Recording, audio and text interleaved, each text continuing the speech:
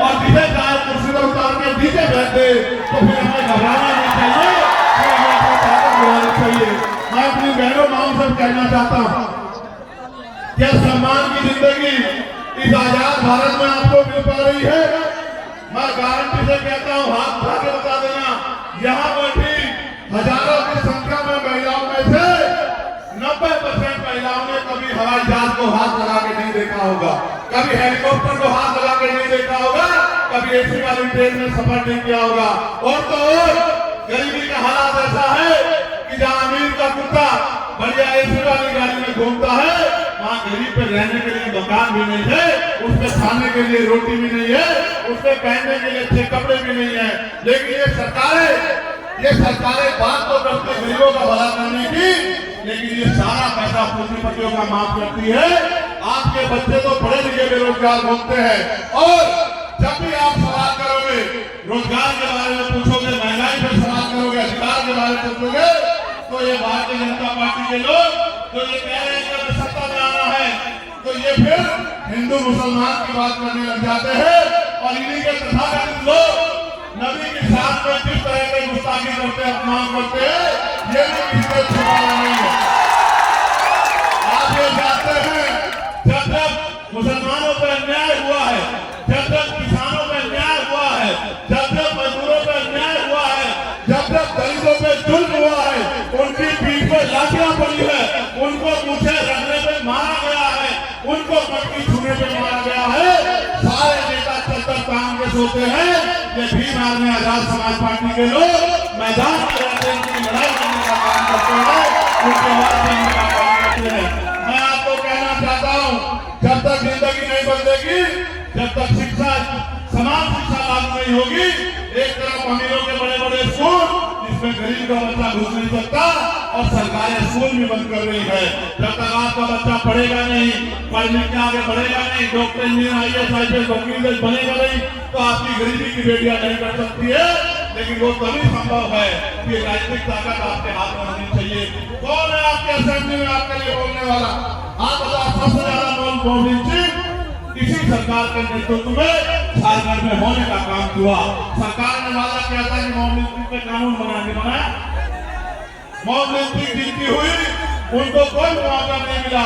और फिर डाल्टनगंज की जिसका रेप करके उसको मार दिया था, कोई ये मुझसे कहना चाहते हैं कि वो परिवार आया हुआ है, कुछ लोग की इच्छा थी कि उसको स्टेज पे बुला जाए। मैं ऐसी घटिया राजनीति नहीं करता यार, मुझसे नहीं होती। मैं देखो, मेरा जमीर मेरे साथ, और ये बिकाऊ नहीं है, मेरी बात को आप याद रखना। अगर किसी भी महिला पे अन्याय होगा तो भीम आर्मी लड़ेगी, लड़ेगी, लड़ेगी। और ये कोई हम वोट के लिए नहीं करते, ये हमारे संतों, गुरुओं, महापुरुषों और भारतीय संविधान ने हमें सिखाया है कि बहन बेटियों की रक्षा होनी चाहिए, अपराधी को सजा मिलनी चाहिए, इसमें कोई समझौता नहीं हो सकता। मेरा देखो भाई, हर आदमी अपने किरदार से जाना जाता है।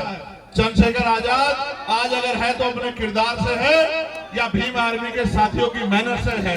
मैं आपको कहना चाहता हूं, मैंने हजरत उमर को भी पढ़ा है, शायद आपने ना पढ़ा, मैंने हजरत अली को भी पढ़ा है, और मैं जानता हूं दुनिया में आदमी का किरदार याद रखा जाता है और कुछ नहीं याद रखा जाता। ये सब चीजें बहुत छोटी होती हैं। जिस दिन ये गरीब और ताकत से मेरे साथ खड़े हो जाएंगे, किसी और की ताकत की जरूरत नहीं पड़ेगी। मेरी बात को आप याद रखना। बताओ, लाज रख लोगे नहीं रख लोगे? कर दोगे मदद? फिर मेरी याद रखना, किसी गुंडे की हिम्मत नहीं होगी किसी गरीब की बच्ची की तरफ आंख उठाने की। दोबारा कह रहा हूं, मेरी बात को आप याद रखना। बहुत बहुत धन्यवाद। हाथ करो, हाथ जोड़ो लोगों की तरफ। ये मुमताज कुछ कहना चाह रहे हैं, दे दो मालिक। डाल्टनगंज से अजय सिंह चेहरों, मेरे छोटे भाई, एक गरीब परिवार का मेरा भाई, मेहनती, वो भी लड़ रहा है, उसकी मदद कराना है। अगर ये मुमताज कुछ कहना चाह रहा है, दे दो भाई।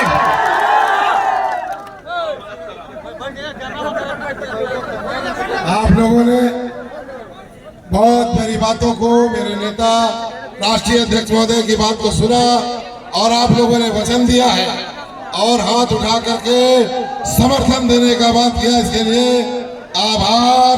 और वही पुरानी बात याद रखना है कि हमें बच्चों को पढ़ाने के लिए बाबा साहब भीमराव अंबेडकर का वो उपदेश संदेश कि शिक्षित बनो, संगठित रहो, संघर्ष करो, मेरे नबी की भी सुन्नत वही उन्होंने कहा है।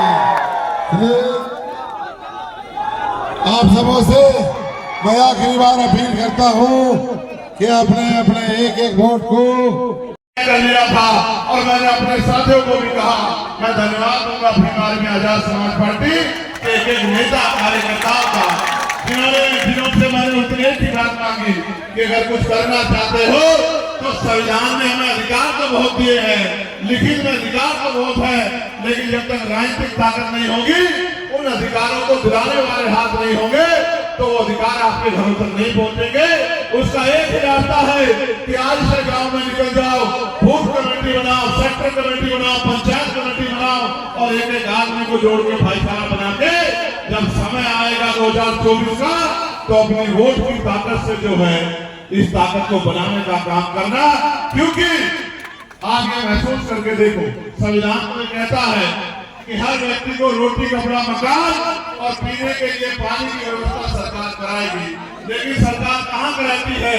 सरकार तो सिर्फ गरीबों का मजाक उड़ाती है, गरीबों का तमाशा देखती है, सरकार तो गरीबों पर जुल्म करती है, पढ़े लिखे बच्चे बेरोजगार घूम रहे हैं, महंगाई में गरीबों की कमर तोड़ती है। और मुझे कहने में कोई गुरेज नहीं है, किसी झारखंड का मेरा परिवार अपने बच्चों को पालने के लिए दूसरे प्रदेशों में रोजगार करने के लिए जाता है। जब वो रोजगार करने के लिए जाता है तो छोटी छोटी जगहों पर रह के अपना पेट पालने का काम करता है। मेरे आज भी याद है, देश में भी दाल की कीमत हो सकती है, लेकिन गरीब दलित की जान की कीमत नहीं हो सकती।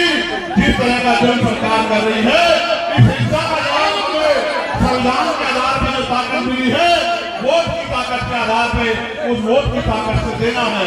गौर करना सम्मानित साथियों, अगर आप 10 रुपए का सामान खरीदने बाजार में जाओगे तो उस सामान को 4 बार देखोगे कि ये सामान खराब। अपना नेता चुन लिया है जिसके नेतृत्व में आप अपनी आने वाली लड़ाई को लड़ना चाहते हैं।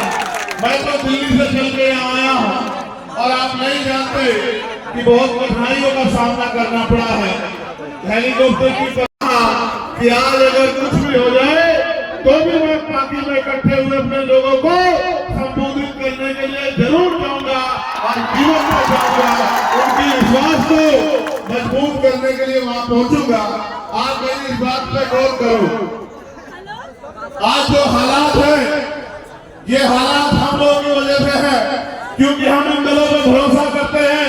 कभी भाजपा को हराने के लिए किसी और दल पे, कभी कांग्रेस को हराने के लिए किसी और दल पे हम उनकी लड़ाई लड़ते हैं और अपनी लड़ाई कभी नहीं लड़ते।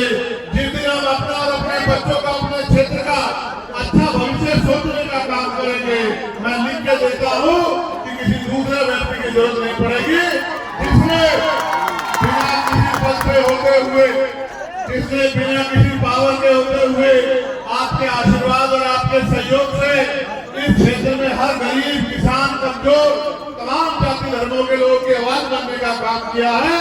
अगर उस भाई मुमताज को इस बार आपने वोट की ताकत दे दी तो मैं अपनी बात को आगे बढ़ाते हुए मैं राष्ट्रपिता ज्योतिबा फूले, छत्रपति साहू जी महाराज, डॉक्टर बाबा साहब अम्बेडकर, बाबू जगदेव प्रसाद कुशवाहा, जननायक कपूरी ठाकुर, मान्यवर दीना भाना वाल्मीकि और मान्यवर काशी राम साहब अपने गुरु को भी नमन करता। सम्मानित साथियों, मैं आज बाकी विधानसभा में जब भाई मुमताज अहमद खान के चुनावी सभा में आपके बीच अपनी बात रखने आया हूं, तो मैं अपनी बात को शुरू करने से पहले सभी धर्मों में जन्मे सभी संतों, गुरुओं और महान पुरुषों को नमन करता हूं। ये नीलांबर पीताम्बर जी की धरती है, ये राजा मेदिनी राय जी की धरती है, ये बिरसा मुंडा जी की, सिद्धू कान्हू जी की, चांद भैरव जी की, कार्तिक उराव जी की धरती है।